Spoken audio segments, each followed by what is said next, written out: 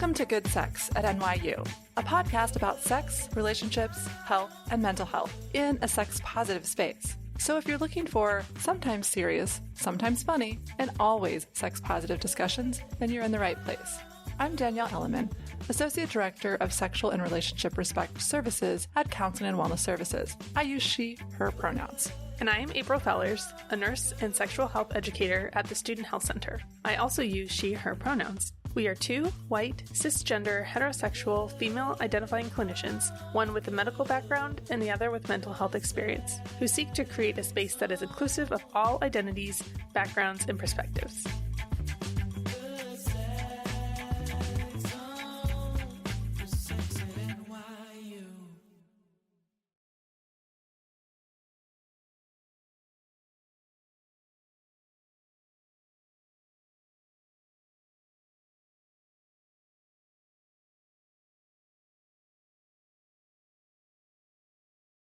On the podcast today, we are joined by Zahava Weissbuch, a second-year master's student at NYU's School of Global Public Health. She's the visionary behind Minx, a pioneering sexual health platform tailored for young women. Zahava is about to embark on her journey to the 32nd country and fluently speaks 3 languages. Thank you so much for joining us today. Yeah, thank you for having me. I appreciate it. Great. Yeah. Is there anything else you'd like to share about yourself with the listeners before we get started? Well, I don't know. Sexuality is my life, so I'm just very happy to be here and I'm very excited for our conversation today. Yeah, awesome. Us too. Can you tell us one thing that you like about being part of the NYU community?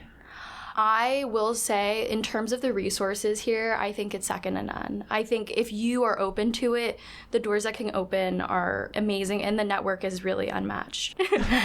Yeah. So we want to try to make this a safe and collaborative conversation. So if at any point you want to turn any of these questions around on us and have us answer them with you, we're welcome to do that. We know that some of these questions can make us really vulnerable, so we don't want you to do that alone. If you'd like to have us join you, then we absolutely will, but know that we want to be part of this conversation as much because, again, we really appreciate you being here and being willing to answer some of these really important questions. Sounds good. Okay. Great. How has the broader culture influenced you in your personal choices in life, dating, and sex?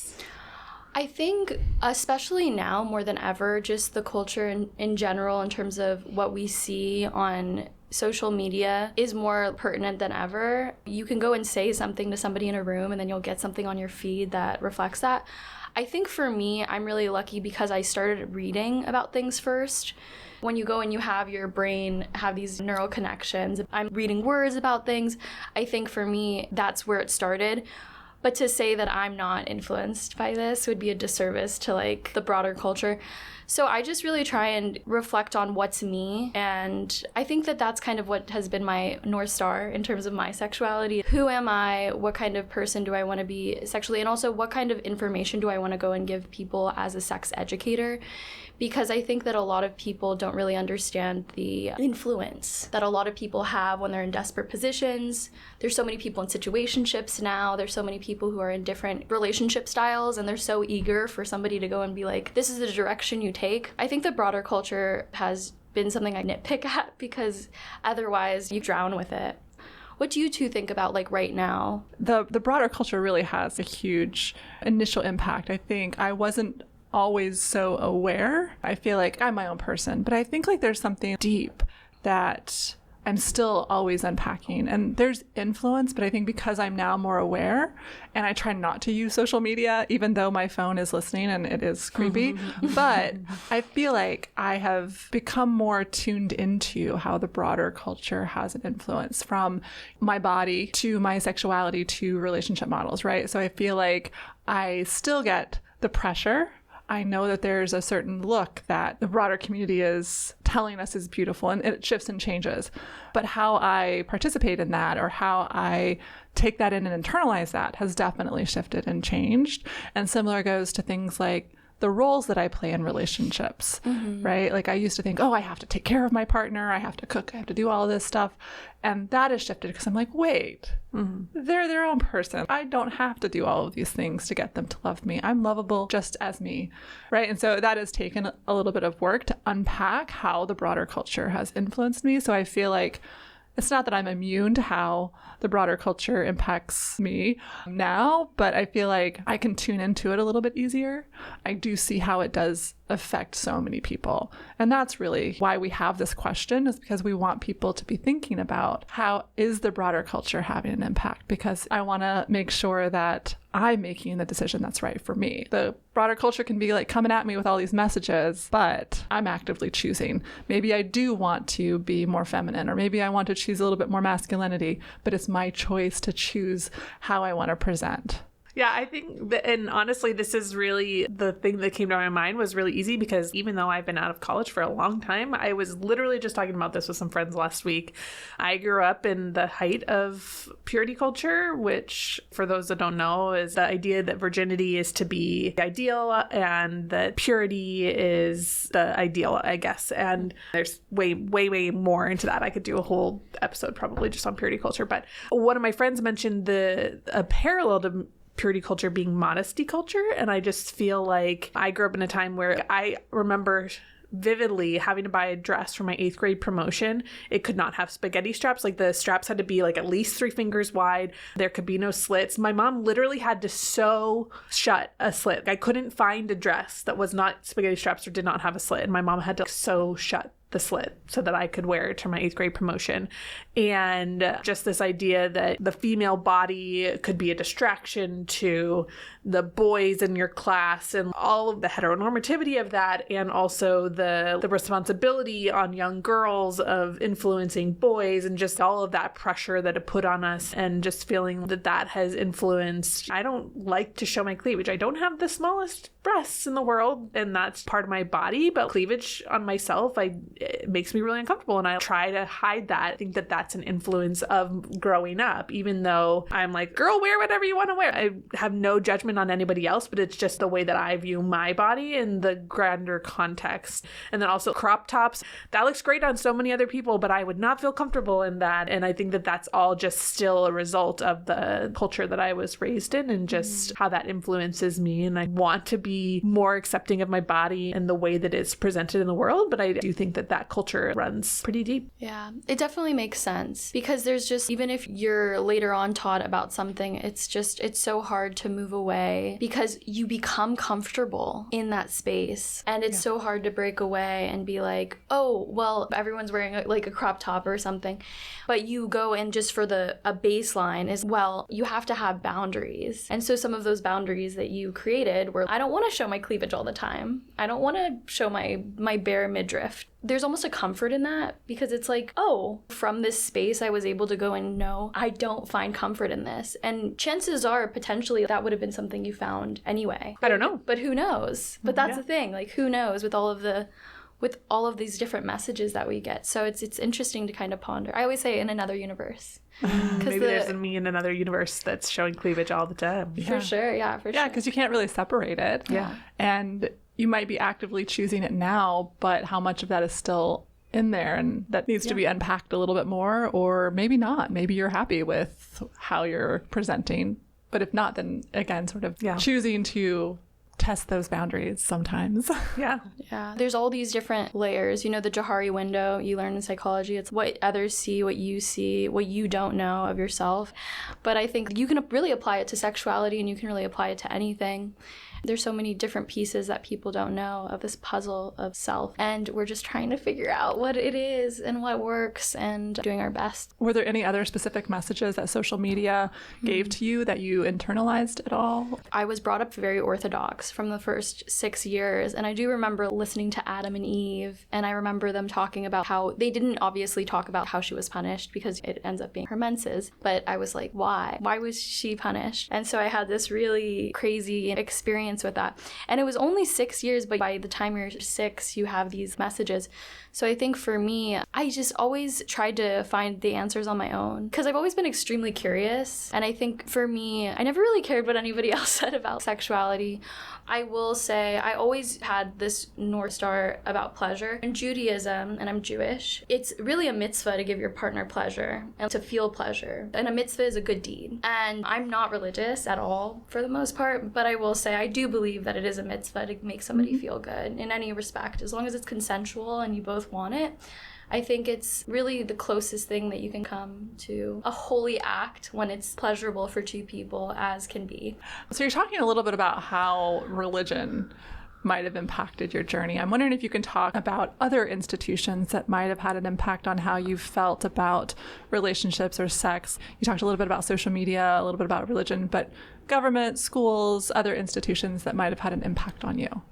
Yes, I think the biggest one, and just this one that really does scare me, is government. First of all, I have met so many girls who don't know anything really about their rights and about birth control, and I just think it's so important for women to understand their bodily autonomy, and some people will not want to use a condom. And I'm very lucky. I've always had partners who were very up for it.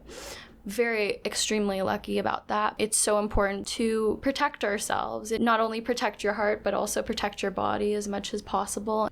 As far as like your journey, did you have good sex education? How were you able to discover all of that? Because it sounds like you were curious, but I'm wondering, where did you go and how did you find out about these things? Well, it started with Minding the Body. It was an American Girl book, and it showed you about puberty, and it showed you about all these things. And it was an amazing book.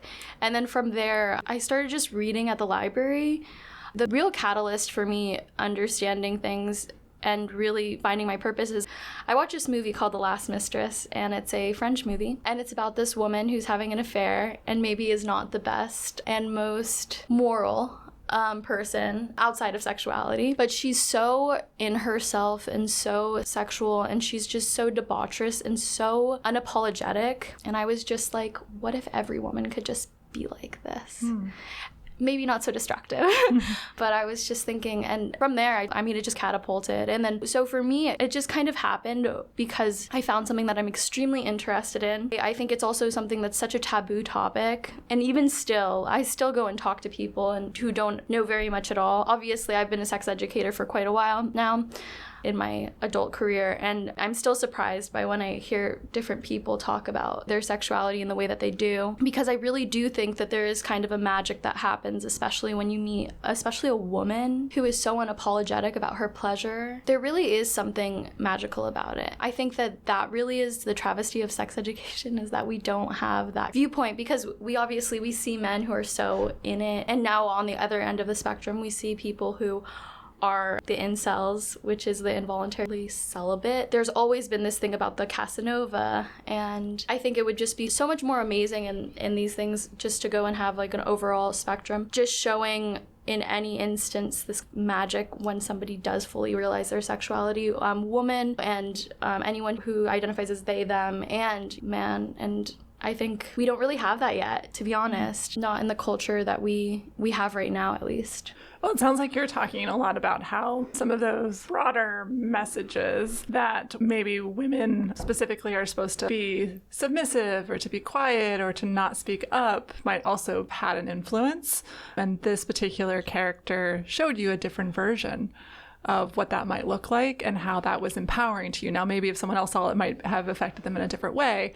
But for you, it was really empowering to say, this is an alternative narrative that maybe I can explore and engage with. I think that's really great that a movie character did that, because sometimes like you see a lot of really negative representations of what people in general in movies or in porn. And so I think it's really great that you had that empowering experience. I'm wondering if you can share a little bit more about other interpersonal relationships or experiences that you've had that have been helpful or harmful in your experience. Yeah, I've had a lot of wonderful professors who have been great green lights. When I was 18, I went up to my professor in human sexuality and I said, this is what I want to do. And she said, okay, well, we can't during the semester, but she said afterwards, come to me this summer and you can be my assistant. And from there, I did it. So that's one of the things. She taught me so much about all this information.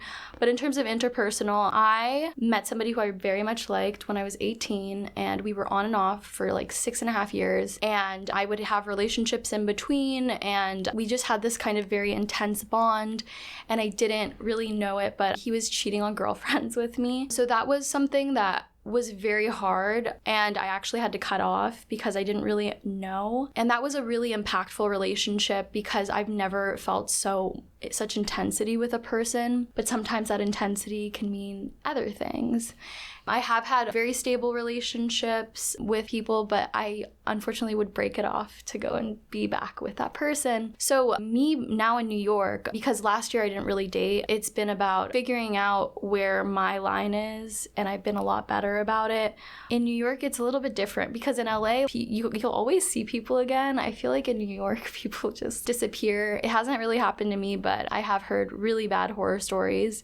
Navigating that is important, but I will say through relationships and through the kind of intimacy that I've had, I don't think I would be the person I am without the kind of experiences that I've had. I think I really learn lessons from each person. Actually, every year I write a lessons list of things that I've learned. I think it's a great habit to have. I think especially in dating when you're in your 20s and sometimes even people who are in their 30s, you really think that you know what you want, and then things happen and sometimes you don't know what you want, and that it leads you to actually what you do want. So that's kind of what I'm learning, especially being in my 20s and being in New York. Yeah, so it sounds like you were speaking to more romantic and sexual relationships, which I think definitely have a huge impact. But I'm wondering, sometimes we have other types of intimacy that can have a huge impact on us. So our emotional intimacy that we have with our friends or that we might have with our family. Are there other ways in which you engage in intimacy with people that you found pleasure and connection?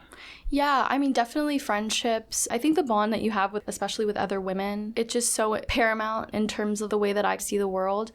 I think sometimes I have blinders on and sometimes I really want to see things a certain way. And especially my friends, even people who have sometimes been temporary, have shown me to look at things in a very different way. Because I think sometimes as you get older, it's easier to see things more black and white and less gray. And I think that having good friendships allow me to see the gray area a little more clearly. In my experience, at least. Yeah. And my family is great. My parents are very proud of me and what I'm doing and the fact that I found an interest in sexuality, so they're always so excited. But do I talk to them about it? No. Do I talk to them about my relationships? No, I don't. So I would say mostly my friends and my sisters. Experiencing the joy and experiencing the stories in friendship have allowed me to expand my viewpoint in all different facets. I think also sometimes you can draw inspiration from anywhere to redirect a specific area that you're not even discussing with a person. Can you talk about how your understanding of pleasure has evolved over time and how you've discovered new ways to prioritize and explore pleasure in your life? Yeah, I've experienced sexual assault twice.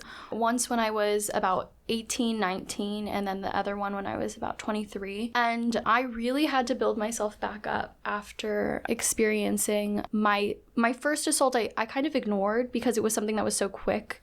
And I know that sounds terrible, but my second was very brutal. It was very traumatizing, and I think understanding my body after that and feeling in my body and feeling presence, which is something that I don't think many people understand until they've had to be in a very traumatic experience, because time stops and then you have to go and kind of come to terms and figure out what time is anymore because it was taken. For me, pleasure, it's so important. And one of the things that is something that I've figured out as time has gone on and figuring out like dating and pleasures, I get extremely excited when I feel safe with somebody, especially when I feel an extreme connection. And so that's something that I think before I wouldn't necessarily stop so much on. As an assault survivor, I would say pleasure came back when I realized that a moment wasn't a lifetime. And I would say to anybody who experiences it, there's a very clear moment. For me, it was in the hospital.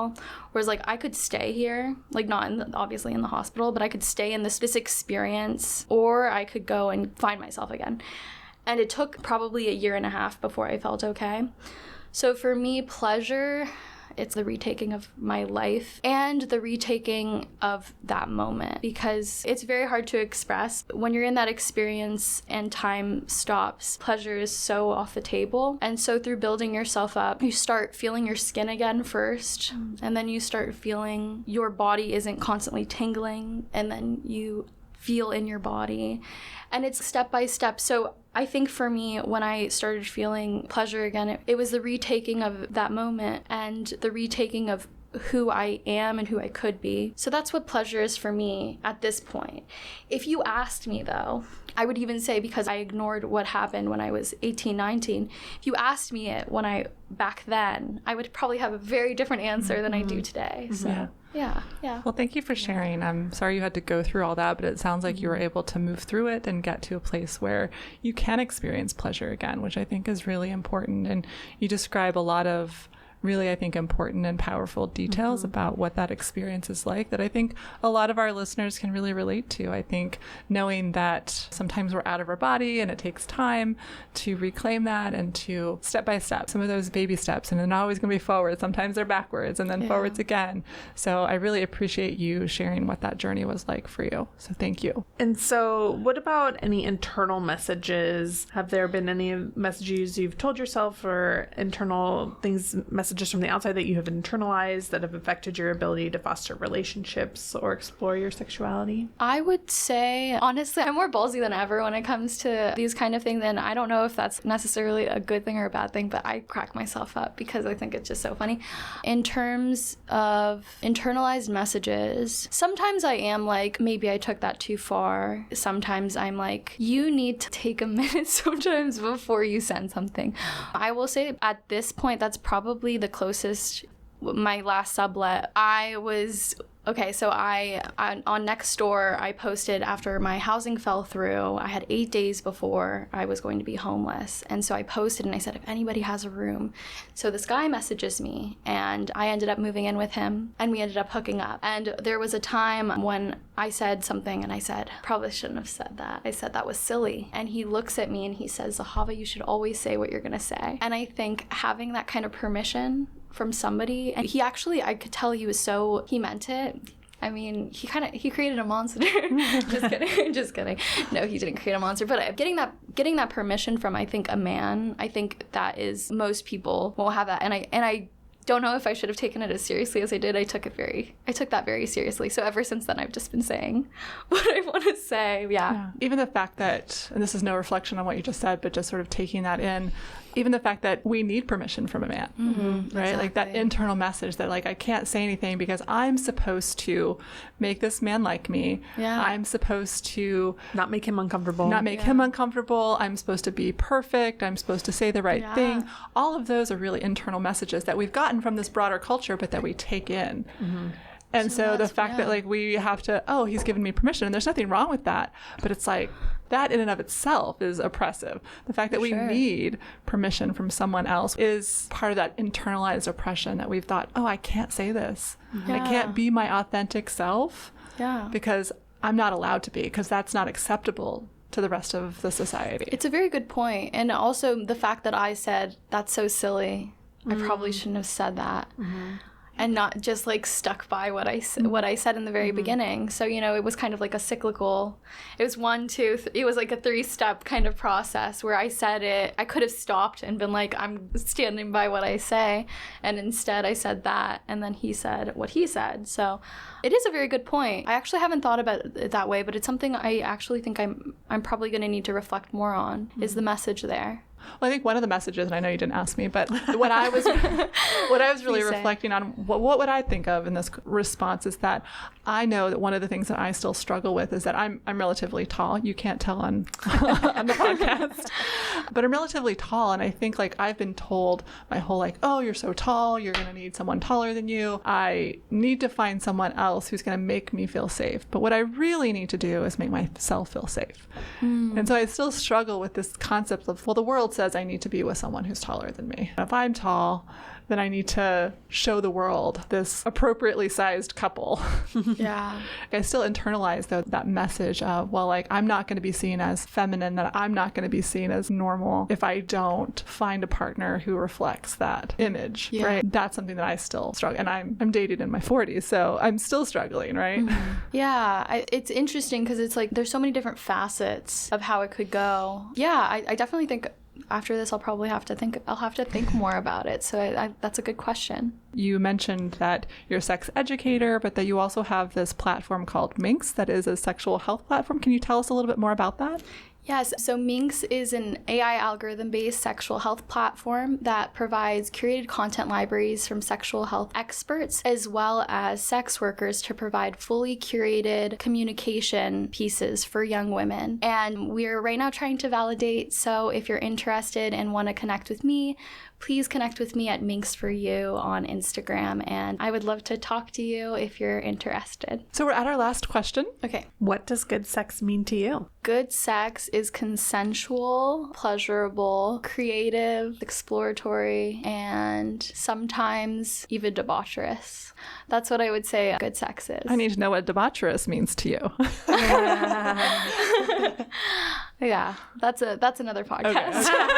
Okay. Fair. I like the boundary set. We like to honor the boundaries, so I appreciate that. Yeah. Is there anywhere else? I know you mentioned Minx for You on Instagram. Any other ways that people can connect with you if they want to reach out to you after this? Yeah, they can connect with me on Zahava.Weissbuch. I'm sure you'll have my Instagram. If anybody wants to connect and talk, I'm happy to talk to you. Awesome. Well, thanks so much for joining us. Thank you. Thank you you. very much.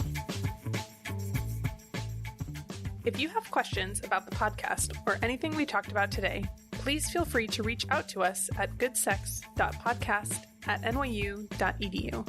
This email address is monitored during business hours and may take 3 to 4 days for follow-up.